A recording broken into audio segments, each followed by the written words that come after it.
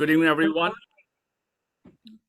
We start today's program with the greetings of peace and prosperity. Please know that this event is being recorded and will be posted on our website. Let me begin today by introducing myself and our team. I, Yuvish Bahati, will be your host. Arshad Khwaja, Hassan Shah, and Mustafa Siddiq will be moderating questions for today's program. Please simply use the raise hand features as they will be called upon. Let me take this opportunity to thank all our members who are present here today. Without your support, we would not be able to drive this initiative forward.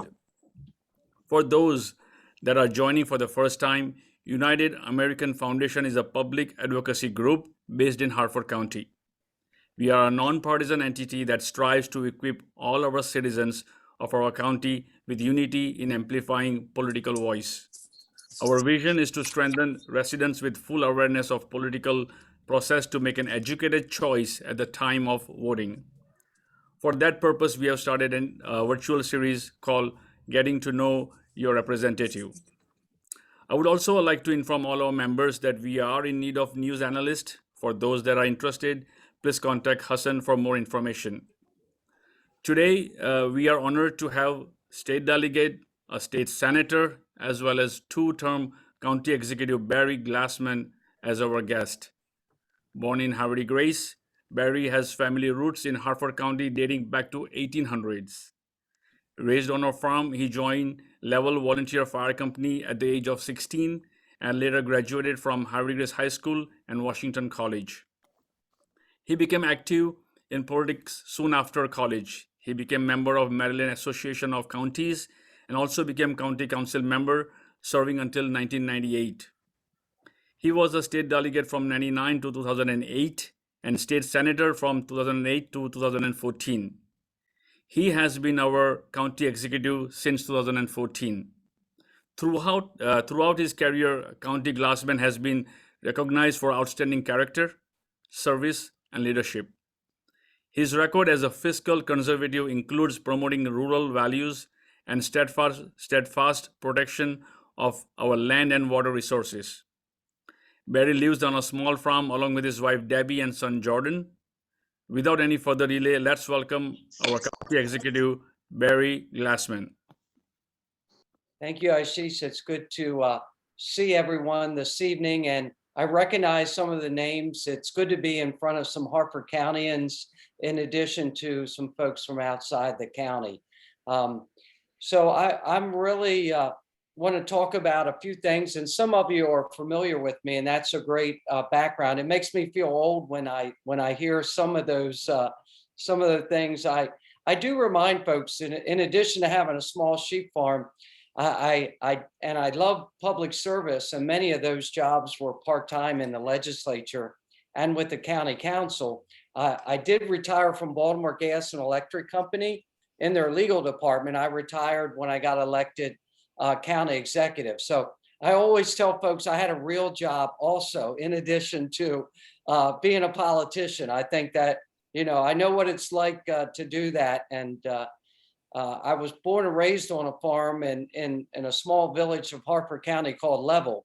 And so I appreciate a hard day's work, because we had some cattle and sheep. And in addition to that, my dad put in furnaces for a friendly oil company back in the 70s and 80s in Harvard Grace.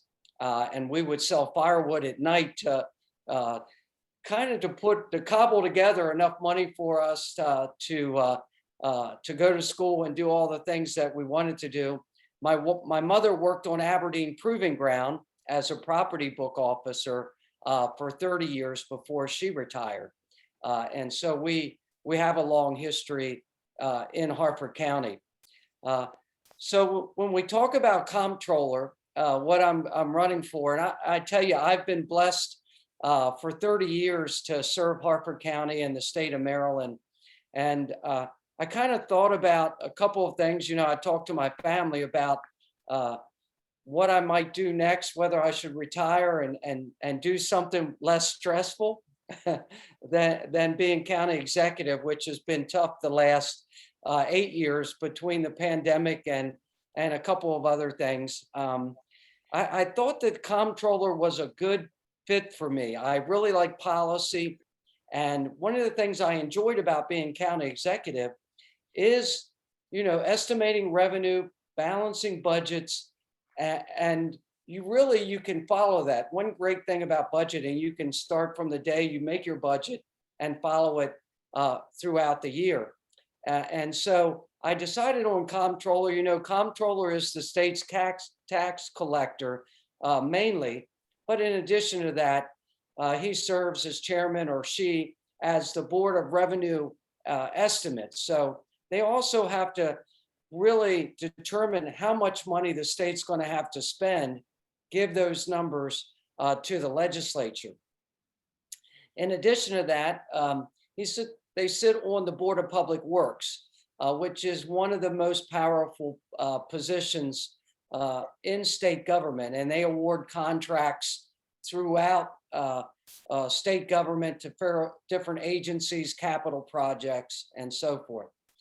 The comptroller historically has been the person that is supposed to be the trustee of the people's money.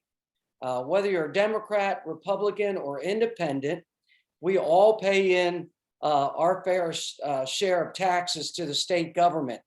And the comptroller's job is to represent those families and businesses that contribute to the state. And so I view the position of comptroller kind of in a very traditional sense, being that my job there is to look out and to be an independent and strong advocate for all the families of Maryland to make sure that the money they've sent in is spent wisely, and be a voice for doing that. I can tell you, I am the most experienced candidate for the position of comptroller. Harford County is one of the 8th largest counties in the state of Maryland. When I came into office, we had about a $4 million surplus.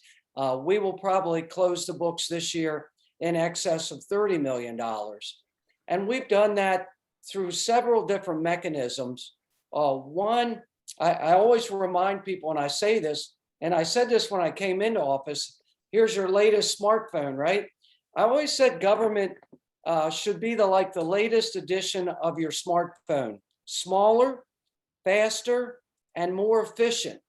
And we've been able to do that in county government by launching about 20 different digital programs to help us be more efficient in how we spend money and track the number of personnel we need. And so we've balanced that with the right amount of growth in Harford County. And, for the last 3 years, we've fully funded education, fully funded public safety, and met all our obligations across county government. And I mentioned being in the Big 8. We are the only Big 8 county that did that without raising property or income taxes. In fact, last year we held the constant yield and did not raise and actually cut the tax rate for our citizens. And over the last 3 or 4 years, we have a senior and veteran discount that gives folks that have lived in the county a long time, over 70 years of age, about a 25% reduction in their property taxes. So I know a lot of folks talk about what the comptroller does. I think one of the things I've done for the last 8 years that's given me good experience to be a comptroller is I've estimated our revenue. We've adopted a budget that has helped us move forward and actually grow over the last 8 years and really expand a lot of our opportunities in Harford County. And so I think that that's a good fit for me. And on day one, I'll be able to come in and be able to do that. Also, I have experience, the county government is much like the state government. We have a board of estimates that does, in fact, do procurement and write bids and specs for different projects in the county. And so I have experience reviewing that also. And then I'd say my experience of being a state legislature gives me the ability to really question these agencies when they come in with bids and ask to spend the people's money. I've kind of been around the track, so I'll be able to pick up on what is fact and what is fiction, and what we can do to make things better. One of the things I think I would do right away as comptroller that I've had success in is really take a look at the comptroller's office to see how much digital infrastructure they actually have. I still believe that government service, particularly in the age of the internet, can be done quicker and more efficiently if we're able to connect with individuals and businesses and do it more efficiently. I can tell you, during the pandemic, Harford County never missed a single day or single inspection because we have digital platforms where you can submit housing plans, all types of different sediment control, grading permits, all those kind of things can be done on a digital platform in a system we call InterGov. And we never missed a day during the pandemic. We never closed for a day in our business operations. So I think that's an area where I would look to try to make some improvements to the comptroller's office. And so I didn't know if we want to ask. I don't want to just talk straight and bore everybody. I'm getting like an old politician. I can probably talk forever, and I don't want to take too much time away from questions. But those are areas I think that we have experience in. Also, I'd say Harford County has a AAA bond rating. We've maintained that for all 8 years of my administration. And part of the comptroller's job in Annapolis on the Board of Public Works and as the fiscal officer for the state is to make sure we maintain a bond rating, that we have the appropriate amount of debt. Everyone, you got to borrow money for certain projects and certain policy, but you need somebody with experience and the ability to stand up and say, this is the appropriate amount of debt, or we're borrowing too much money. The same way as someone's got to be able to stand up and say, this amount of taxation makes sense, but also be able to say, no, we don't really need to raise that much revenue. We've got to make sure we protect businesses and families that are out there working and actually paying in those funds. So those are some of the areas that I would like to bring attention to. Perfect. We have Arshad here, Barry, who is going to be moderating questions on behalf of our members. Arshad? Yeah, thank you, Harsh. Barry, first of all, thank you for joining us. We were extremely delighted when we learned that you will be joining this forum here tonight. It's wonderful to have you here. We all know you and have followed your rise in politics in our county for many years. So thank you for joining us tonight. My question that comes to mind is, we're all from Harford County, and Harford County is, generally speaking, a homogeneous county. It's leaning towards one party. You're moving to a platform and a position that's more statewide, in a state that's fairly diverse, let's say more heterogeneous. How do you feel that you'll be able to adapt to that environment that's more diverse than the county that we're all a part of? One of the great things about serving in the legislature and about 3 years ago, I served as president of the Maryland Association of Counties. I was elected by big counties, small counties, Baltimore City, folks from across the state to represent them in Annapolis and as president of all the counties and speak for them. And so I had an opportunity back then to travel to all of our counties and municipalities and work with a lot of different folks. And if you know me, over the last 30 years, I'm sort of recognized as someone, a moderate that listens to both sides. I kind of reject the bomb throwing from either side, folks that whether on the far left or the far right, particularly what we've seen over the last 10 years, that kind of rhetoric. And so I've always been about working with folks and trying to find solutions.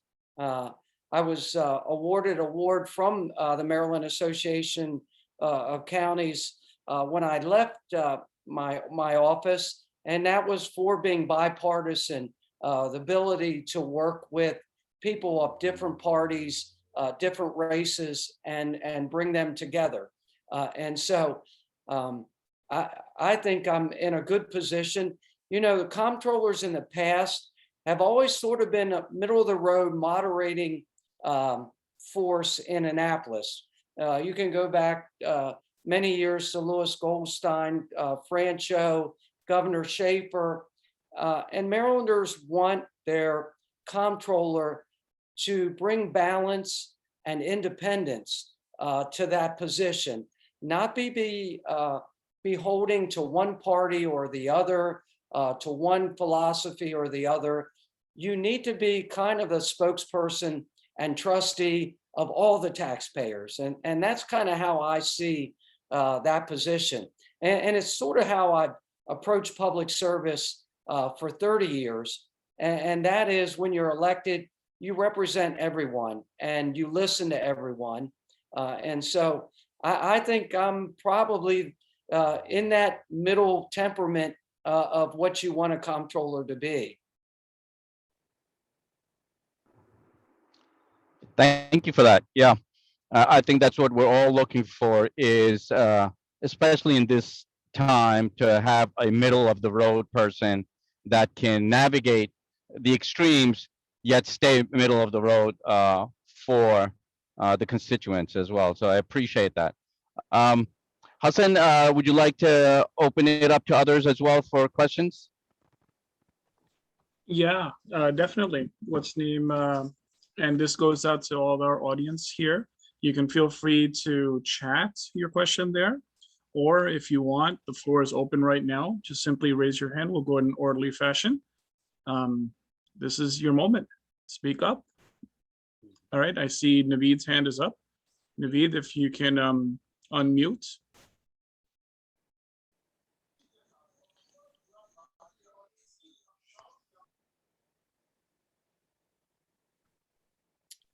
Naveed, you need to unmute. You're still muted. There. Yeah, Okay. There you go. There you go. Hi, good evening. Thank you, Barry. I'm Naveed. I'm already a county employee. I know you. And I'm a civil engineer with the Public Works. Have been to many times to the Board of Estimate meetings as well for my projects. Right. So I second everything what you said, and I'm sure, you know, you have been a wonderful county executive, and I'm sure you will be a wonderful controller as well. So I just want to thank you. I don't have any question. It was just, you know, glad to see you here as well.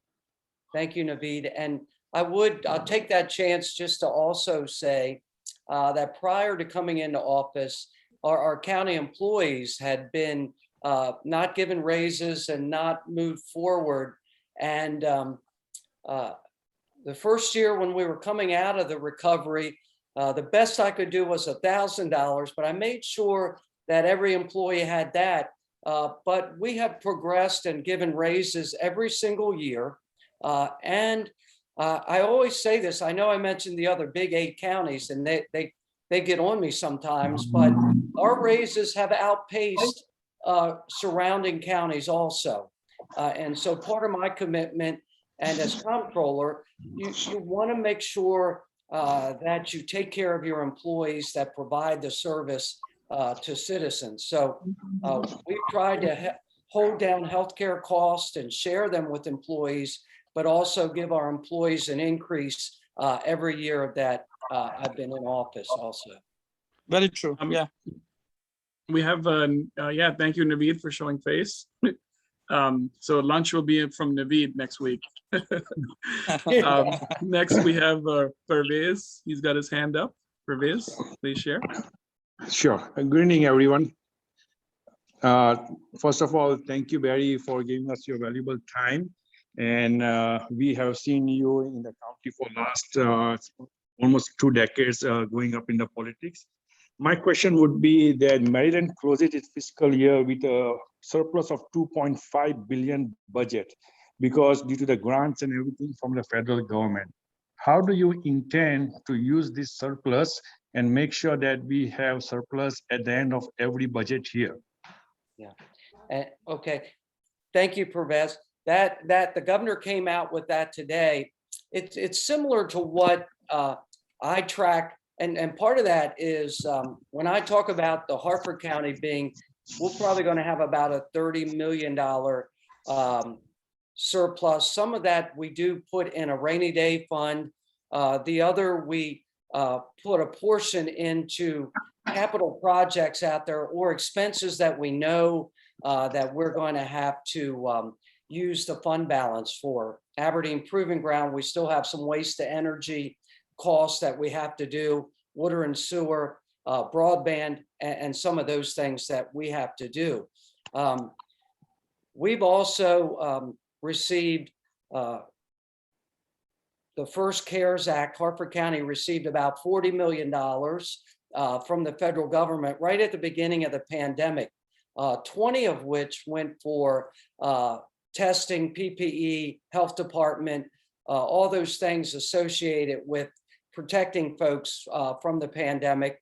The other 20 million was used for business grants, business support.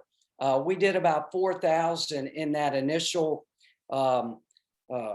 just distribution to restaurants, hotel industry, small business. So we've expended that. And I would say when the federal government gives you money, they give you a binder about this thick on how to spend it and audit it. And so I'm glad to say on the first 40 million, we've got received a clean audit trail that we handled the money appropriately and got it out to our businesses and families in a prompt way. I would say also, not to brag too much, but we beat the state by months in getting our grants out to businesses. And I still hear stories that some folks have not received their state money yet for certain grants. Now, let's flip over to the $2.5 billion that's going to be out there. I think it is prudent to put some of that into a rainy day fund. I for one, think that the employees the state employees in many areas are behind in salaries. And so I agree with the governor that they should make sure they take care of the employee base. One thing I would be, and I haven't had a chance, I heard his press conference, but not seen precisely. One thing that I've been careful about, and I've also tried to counsel the Board of Education, which received about $90 million from the federal government, and I think they've spent about half of that, is to make sure you spend that on, I think, one-time cost. You have to be careful not to spend it on reoccurring costs, because that federal money is going to go away, and it will go away quickly. And to some degree, I think we'll have a spending hangover here in 3 or 4 years when in fact that money goes away. I did, Adnan Basu gave a good lecture a couple of weeks ago. I followed. And if you chart out these stimulus programs that the federal government has been giving out to counties and different industries, the economy does well when they're pumping that money into it. But every time that is expired, at the end of the CARES Act, at the first end of the American Rescue Funds, you saw an immediate drop off in the economy. And I always remind folks, we are still in the longest number of months of growth in US modern times. So if you're someone that believes in the business cycle, we are due at some time for a downturn in this economy. And I think the only reason we haven't seen it in the last 18 months is the degree of the federal funds that we put in there. And so perhaps I think I would look at a written plan and take a look at the one-time cost. In fact, if they're doing that, I know on the county side, we invested a large portion in our broadband efforts to expand broadband outside the county's ring of fiber. And so we've tried to limit that to exactly one-time cost instead of reoccurring. Yeah, And very good. And knowing the state press, I would still be 2 years away from getting in office and seeing the first budget, and that 2.5 may be gone by the time I get there. That's always my luck. Yeah, fingers crossed. I saw another hand up. I saw Mustafa's hand up. Mustafa, if you can unmute, and the floor is yours. Hey, yeah, absolutely. So first, thank you so much for joining tonight. I can definitely appreciate the independent route being, difficult to travel, but the best one to travel, in my opinion. My question for you was, so as you transition, I guess, back to a state role, what recommendations would you have for a community that traditionally, we don't have a lot of political involvement, right, at the local level? What strategies do you think would be helpful to, cultivate that participation in local government and politics? Well, I think, we have a community council forum for folks to come out. I think testifying on legislation, meeting with the county council, and we're going to have a big election next year. A lot of folks are already starting locally. And I think inviting them in, just as you're doing, I know you have some local Harford County candidates are going to come and speak. And so I think sharing with them what your ideas are and what you're looking for is a good way to do that.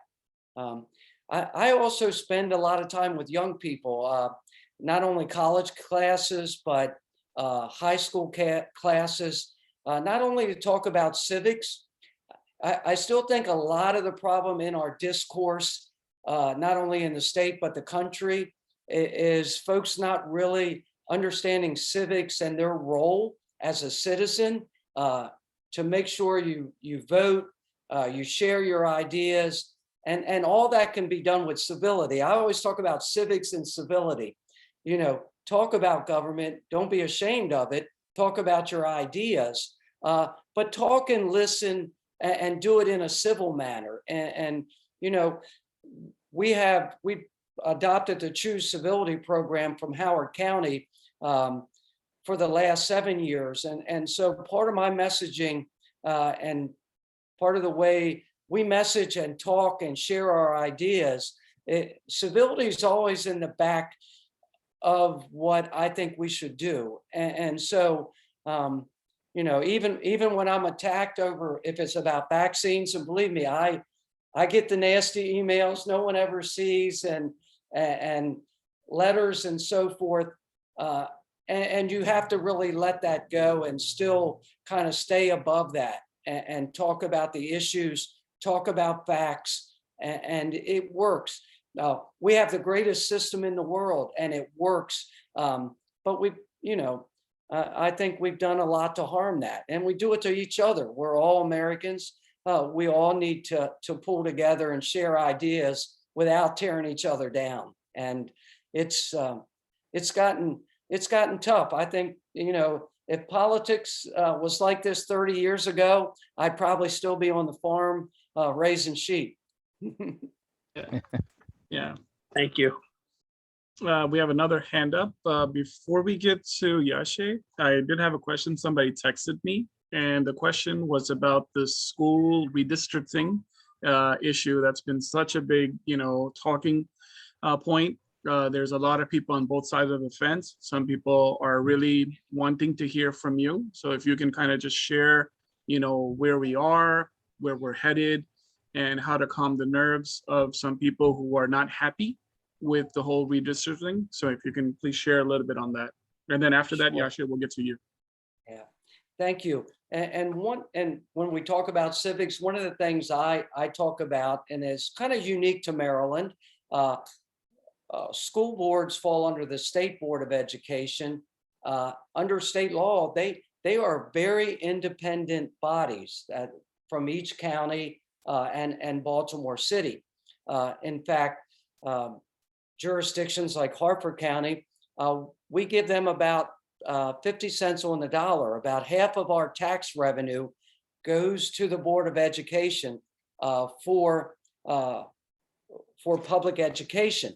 Now, once it goes to them, it is completely within their purview on how they spend those funds. And so they are independent. Redistricting is one of those jobs that the Board of Education has. Now, the new terminology for redistricting, of course, is balancing enrollment to make sure, and this does, in defense of the Board of Education, this is directed by the state. They require a certain number of seats to be filled in each school boundary district. And I'm sure many of your listeners are aware that the school board and I have a role in that. We've met with the superintendent and expressed some of our concerns with their initial proposals. Of course, they hired a consultant, came out with a couple of different early reports and received feedback. The changes that were rolled out about 10 days ago, I think were fairly minimal. And I think they scaled it back quite a bit. And we really, it seems like most folks have been satisfied with it being scaled back with some minor changes. There's some more major changes that will happen when one of the areas on Route 40 is built. It will go to when you buy your house, you'll know that the next school district is going to be somewhere else. Part of that is we are going to fund the Board of Education's capital request. One of my jobs is to make sure, and what I've done is told them we're going to build a school a year. We did the Havre de Grace School use benefit, renovating Joppatown High School now. You'll begin to see Homestead Wakefield in the Bel Air area. Also a new Campus Hills school in the Churchville area. And so we're helping on that capital side to make sure that we try to keep communities together, that children go to school in their community and aren't necessarily bus pass a school that's closer to them. I can tell you that, and we've also funded some additional portables to make sure that the existing boundaries and school districts work. But I can tell you that the state does require, when we establish a new school district or build a new school, you have to show that you can fill the seats when it opens. And so there'll still be some minor adjustments when a new school comes online in the county. And that's still, it takes a while. So that's 4 to 8 years down the road. So I think between the capital investment and some new schools and updating the boundaries, that we're in a pretty good spot. I think the school board scaled back the major changes, and I think they're pretty close to doing a good job there at the end of the day. Yeah, I think this conversation is a very long conversation, but thank you for sharing your insight and all that. Let's turn to Yashe. Yashe's had his hand up for a while. I hope your hand is not tired. Oh, good. Can you hear me? Yes, we Josh. can hear you. Hi, Mr. Glassman. I want to thank you for joining us and giving us the opportunity to ask you some of these questions. I wanted to pivot a little bit to more of the local level in Harford County. As you know, the opioid crisis is in Harford County is well above the Maryland average. And I know that a couple months ago, there was some funding received to help fight it in Harford County. But it just seems like every year it just gets worse. So I just wanted to see what your thoughts were on how, we can best combat and fight this opioid crisis. So Yashi, I'd get your contact information because I'm not sure those numbers are exactly correct. Our fatalities are lower than surrounding jurisdictions. The first day I came into office during my inaugural, I talked about, and I heard from so many families when I traveled around Harford County and even around the state. Moms and dads had lost their retirements, children being in 2 and 3 different rehabs, and then we brought folks home and lost them. And so we've invested in several areas, and the county contributes about $300,000 to Addiction Resource Connection to make sure we get folks into rehab and recovery. We've also established the Klein Crisis Center with Upper Chesapeake. We fund that about $500,000 a year, not only for opioid and addiction problems, but mental health. And some of these, as you know, are overlapping. We find so many folks with addiction problems to have underlying mental health crisis also. And so we've got about 3 or 4 national award-winning programs that we've worked on to get folks through recovery and back into the job market. We have job fairs. Each year we're able to work to make sure folks that are on the road to recovery can get their records expunged, get them housing. Our goal is to get them, many of them have lost their children, driver's license, to get them back as productive folks in society. And I would say, I'd be glad, but if Amber Schroed's my director in my Office of Drug Control, we'd be glad to get you some numbers, but I would probably challenge you on those numbers. I think that we're doing pretty good, and we also work closely with the sheriff. I think one of those stool legs is enforcement and so forth. And so together by working, we've done a good job. We've got a new initiative that that's going to be in the Aberdeen area with Ashley, and it's called the Clubhouse. But it is a program to help young people that have either found themselves through trauma, addiction, mental health, to get some additional support services for education and a number of things to get them back on track also. So the pandemic has really exacerbated not only some of addiction problems for older folks, but through anxiety and depression and a number of other areas is really starting to challenge our young people too. And so I think we've got a good record there to talk about. Yeah, this is a very serious point. Thank you, Yasha, for bringing it up, and thank you, sir, for addressing it and telling us where we stand with it.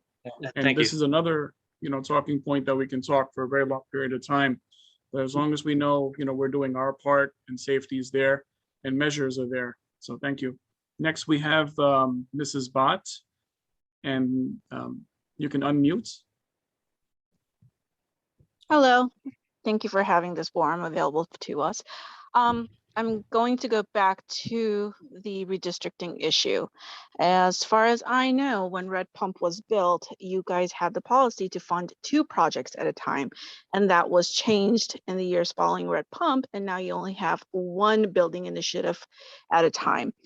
Why can you not change this policy to fund 2 projects at a time again, or make an exception for Bel Air Middle School, which is currently the main issue for the whole redistricting in the area? That is the school that the superintendent mentioned that because it is a middle school, we are not going to be looking to get funding from state at all. And it will be solely based on the decision of the county if that gets rebuilt, renovated, and so forth. It is one of the oldest schools in the county. It is falling apart, it is over capacity, and we need a rebuild. What will you do to fix it? Well, I have signed off, so I'm in my final year. I've signed off on the capital program for the Board of Ed. They send that to me, their priorities each year at about this time. Actually, we'll start next month on our FY 22 budget, 22-23 budget. And so I know the elementary schools, they've sent us the list for Homestead Wakefield, the Campus Hills Planning Project.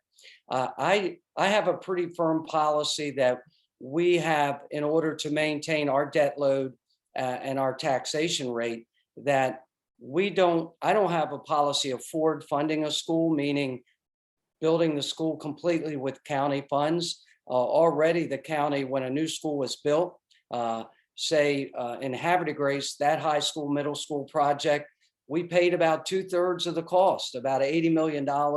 You know, the state came up with about $30 million. So we work with the board. I've done a school a year because it's what has fit in to our economic plan on what we can afford. And so, and I can't fund unless the Board of Education sends me a request for a building. And we have funded what they have forwarded over to us. And so hopefully they'll get the Bel Air Middle School on a list and put it in a priority and submit it to the state. It does have to be approved by the state interagency committee before a local county can fund it. And so what I can say is we'll continue to work with the Board of Education to try to do that. So based on that, which meeting should we attend? Is it the county council meeting that we would need to attend in addition to the Board of Education meetings to put a push towards that? The Board of Education is the initial meeting. They do their capital plan. And they sent me a letter. They may have already sent this year's, but they'll be within 6 months, they'll be working on next year's capital request. But the way it works in the county, and it's much like the state legislature, the education side of the ledger has to send in the request to me.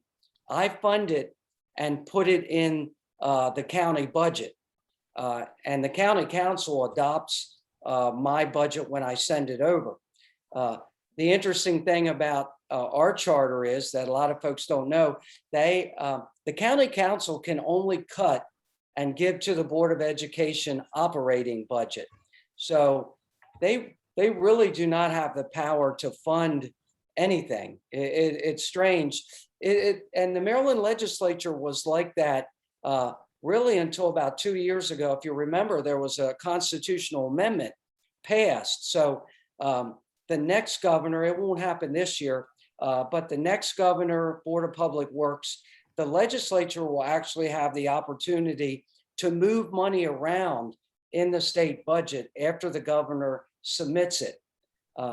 And it's not like that now. It's much like the county system where the executive branch has a great deal of budgeting authority. So and the first person you should touch base with too is your board member for the Bel Air area. And because I always think your board member, and when I was in the legislature, I did the hybrid school system where we have a majority elected and 3 appointed individuals. But that's the very reason we did the elected folks on the Board of Education. So citizens like you could go to them and they should be your advocate for their school district. Yeah, thank you, Barry. We have a question from the And field. and can I also, Cindy Mumby, who's from the Bel Air area, actually helped me on several of my education initiatives. You can call her at my office and she can help you with that too. She is my education liaison to help folks work themselves through the system, which can be cumbersome. There's no doubt about it. But we have staff to help you and give you tips on how to advocate before the Board of Education also. And she would be glad to do that. 638-3350. Okay, Thank thank you. you. Yeah, this is obviously like a longer discussion, but let's move on. Uvesh, before we get back to you, there's a question we have from someone from the field, Dilnoza. And the question is pretty much, as Harford County is becoming more diverse, there's a lot of ethnicities, a lot of religious ethnicities that are taking, presence here in Harford County. And they're looking at other counties like Baltimore County and Montgomery County and other counties, and they're pushing for religious holidays. And that question comes up that what would it take to, get Islamic holidays or any other faiths, what would it take for us to push the bill forward or get those days off in the school year? Because it becomes hard to juggle both, the religion and, our secular schooling and all that. Yeah. So the Board of Ed is working on that right now. They have a calendar committee that debates and works through what holidays, how many days they're going to be in, what days they're going to have off. And you definitely should have a representative on that calendar committee or talking before it. And I think it's due this week or next week before the Board of Education as a whole to be approved. And they do it a year ahead of time. And so I would definitely, that one I would call on as soon as possible to the Board of Education. On the county side, we do not have collective bargaining, but we have negotiations with several bargaining units within my employee base. Our county holidays are based off of those negotiations for additional days and so forth. The individual is also asking if there's a specific contact that they can work with that's under your watch or in your team. Well, I would also, Cindy Mumby is my person in government affairs that is the education liaison. She's not a member of the board, but she can help and guide citizens that contact us for help with that issue. Thank you very well. Let's move over to Uwesh. Uwesh, I see your hand up as well. Yes, Barry, Aberdeen has long requested a rec center with a growing population. As you are aware, Aberdeen has already purchased the land, and they are requesting, of course, county assistance in construction of that recreation center. For your next year budget, are you considering setting aside funds for Aberdeen Rec? And I wanted to know your thought process on this project, please. Yeah. Yes. So that was in last year's budget. So it's already funded. The county funded that project last year. I had held it back 1 year when right before the pandemic hit, but in last year's budget, it was funded. And I think at 1.2 million, but I'm not sure. We have had discussions with the mayor and the city of Aberdeen. One of the options I gave them was, because so everyone understands, county rec facilities are county and they're built by the county and so operated by the county, much like Havre de Grace, Falston, and so forth. But Aberdeen had expressed some interest in me just giving them a grant since they bought that property and building and designing it themselves and using it in whatever kind of fashion that they wanted to do. And I think that decision has still not been finalized yet. We're prepared to build it as a county facility. We have plans, and it would be much like the other ones that we built and operated. So I think that's moving forward. It's just a matter of whether the city wants to kind of do that themselves, take county money and build it and operate it, or just have us do it. But that wasn't approved in last year's capital project, so it's ready to go.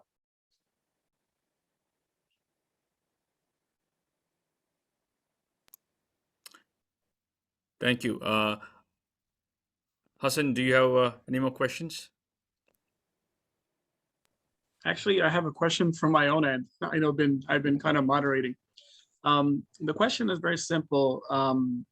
I know just a few years back, or maybe I think maybe 7 years back or so, Harford Community College bridged with Towson University and put a heat center in place and offering some, college level, university level classes. But the thing is, this county itself, when it comes to, higher, studies or academic studies, we don't have a 4-year school. We don't have, institution in place, and it kind of gets overlooked.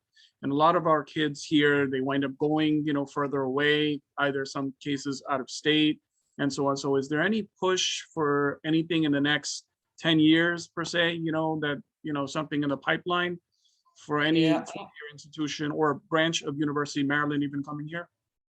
We have been, I've worked with the laboratory at Aberdeen Proving Ground. We've lobbied University of Maryland. I agree with you. We're, as a big 8 county, we should have one of the, we've even talked to the University of Delaware because they had some interest, and we thought, after the University of Maryland had really not come through or come through with us for programs, we were shopping around. So, I mean, I agree. Every year, my economic development folks, Karen Holt, Len Parrish, that is on our list to try and bring somebody in. I can tell you one of the things we're running into right now, we were trying to connect it to Aberdeen Proving Ground and the laboratories there and a lot of the work that's being done there. And my thought is we were trying to get it at the Heat Center at 22 or bring it off campus. One of the problems about going behind the gate, we were running into a lot of students could not get security clearance. There are a lot of obstacles to getting students on a federal installation. And so my argument was, well, let's bring it outside the gate. Let's set something up where we can have students of all types come in and study right there. And the pandemic hit, and then there's a movement afoot for distance learning with the internet, and that's become an obstacle.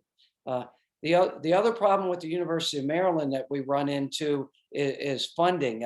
College Park is still, I guess, the golden campus where a lot of the capital funds for new buildings, new programs are still centered in College Park. And I would be the first to say some of that is political, in that that's a political power base that we've had difficulty getting out into a suburban county. But that's an area we need to do better. And listen, even if I'm comptroller, I'll be fair to everyone, but I guess most of you know my heart's in Harford County, and I'll always be an advocate for Harford County and Harford County families as the state comptroller also. Thank you. Thank you. That'll Appreciate work for us. Yeah. Uvesh, back to you. We should keep time on eye as well. We are pretty close to approaching our 1 hour mark. We want to make sure that we do close at 9 p.m. But I do have a quick question. You do not have any opponent in your race. Do you anticipate any opponent? That's the first question. And what's your take on your opponent on the other side, the Bowie mayor and also Ms. Learman? Would you like to say something about them as well? Well, I don't know them as well. Right now, I do not have an opponent in the Republican primary. The filing deadline's not until February, so we'll have to wait and see on that. And as you know, we talked about this earlier. I do have a moderate tone, and I'm not a darling of maybe the far right or the far left. So sometimes when you're in the middle of the road, somebody's going to run against you on one side or the other. I really haven't had a chance to study Delegate Learman or Mayor Adams too much, but I do know that a lot of the issues they talk about are really not issues that the comptroller does. I mean, I think what I would say is that I'm the only candidate that actually has handled $1 billion budget, estimated revenue, and ran a large county with procurement, employees. And so I think I'm the most experienced person in the race. And also, I would view me, my candidacy is what I indicated earlier, in more the traditional sense. One that's going to be a trustee of the people's money, concentrate on making sure that we spend money wisely, that we don't pass unnecessary business regulations. Maryland is still gets an F for the cost of doing business in. And so I don't know if we need to add more to our businesses or families either. And so I think I'm not going to be the most exciting or controversial comptroller. I'm going to be one that kind of does the job that it's designed to do. Take care of the money, be responsible, and work with folks to make sure the government runs appropriately. Thank you. Wish, we had another hand up by Ms. Rahman. If we can include her very quickly. Yes. Hi, good evening, Mr. Glassman. This is not a question, or I'm not expecting an answer from you right now, but this is just to bring your attention to the burnout and exhaustion of healthcare workers in the front line. And I saw the statement from Governor yesterday, trying to graduate nursing students if they're eligible or if they're competent early. And as a healthcare worker, I think that is not a solution, and it is not a Maryland problem. It is a global problem. And I want you to advocate for healthcare workers whenever there is an opportunity. This is just a request. And I just want you to be looking for opportunity to advocate, because we all will be patients one day, and all healthcare workers, including doctors, nurses, respiratory therapists, pharmacists, we are all running very taut, and we are all tired and exhausted, and this is not good for our United States healthcare system. So I just want you to advocate for healthcare workers whenever there is an opportunity. Thank you, and we're so thankful in Harford County that we have a great healthcare system. It is also about number 3 in our economic portfolio of jobs, economic input between Upper Chesapeake, MedStar, and our other providers, and our independent providers out there. So it's an important segment of our portfolio. And you're right. I think we're already seeing inflationary pressures. I'm sure our business folks that I think the labor market is, without some correction, is going to continue either to have inflationary pressure, meaning more labor costs in order to meet some of the inflation that we see in products in other areas. But before we turn back to, well, thank you, sir. Before we turn back to Wish, Arshad, do you want to share anything towards the end, and then we can close with Wish? Well, just repeating that, thank you, Barry, for joining. It was wonderful having you on here. You may not know us, each of us personally, but it seems like we've known you for many years because we've seen you around everywhere. And so we thank you for joining us here. It was wonderful. Thank you. Thank you. To piggyback on Arshad, we appreciate you taking time with us. Many of our members will reach out to you, will email it to you with the questions and concerns they have. You had mentioned the suggestion of getting with one of your employee in reference to the calendar holidays. We'll be doing that as well. Once again, thank you for taking time, and we look forward to work with you in the nearest future. Okay. God bless everyone and be safe. God bless you as well, sir. Thank you. Thank you. Thank you. The session will now be closing. Thank you, everyone. Have a good night. Thank you. Good night.